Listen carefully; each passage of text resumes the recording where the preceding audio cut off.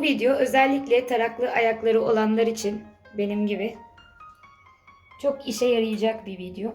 Mesela deri ayakkabı aldınız. Hakiki deri.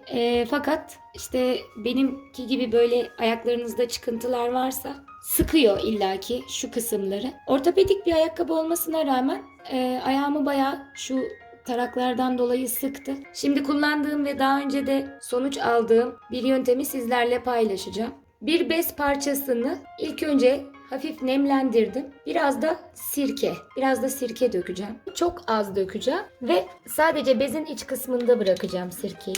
Böyle azıcık döksem yeterli. Çok fazla dökmeyeceğim. Ayakkabımız çok sirke kokmasın. Bezin iç kısmında bırakacağım. Bu ayakkabının sıkan yerini, eğer topukları sıkıyorsa buralara da doldurabilirsiniz. Benim problem burada. O yüzden burayı bezle dolduruyorum. Hafif nemli, çok hafif ve azıcık sirke döküyorum. Bu sirke zaten sirayet edecektir diğer kısımlara da. Bu şekilde ayakkabımı poşetleyip buzluğa koyacağım. Bildiğiniz buzluğa. Bu poşetler temiz ama ben yine de 2 kat kullanacağım. Buzluğa koyacağım için.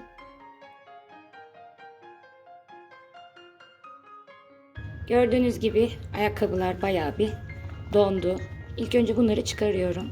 Şimdi bunları çıkardıktan sonra amacımız şuraları genişletmek ya. Normalde ben bu ayakkabıları böyle ten rengi ince çoraplarla giyerim. Yarım saat kadar kalın çorapla giyeceğim. Bu şekilde normalde kullanmadığım bir kalın çorap. İlk önce bununla giyeceğim. Sonra vücut ısısıyla ayakkabı kendini birazcık bıraktıktan sonra bunu çıkaracağım ve diğer çorabımla devam edeceğim. Evet, bunlarla da giyebildim. Şimdi biraz yürüyelim. Evet arkadaşlar, dışarıya da çıktım. Gayet rahat. Siz de deri olan ayakkabılarınızda, hatta suni derilerde bile bu yöntemi uygulayabilirsiniz. Çok fazla genişletmek istiyorsanız kalın çorapla 1-2 saat giyin derim. Eğer çok az bir şey genişlesin yeter diyorsanız da yarım saat yeterli. Benim için yarım saat yeterli olacak sanırım. Çünkü şu an bile çok rahat.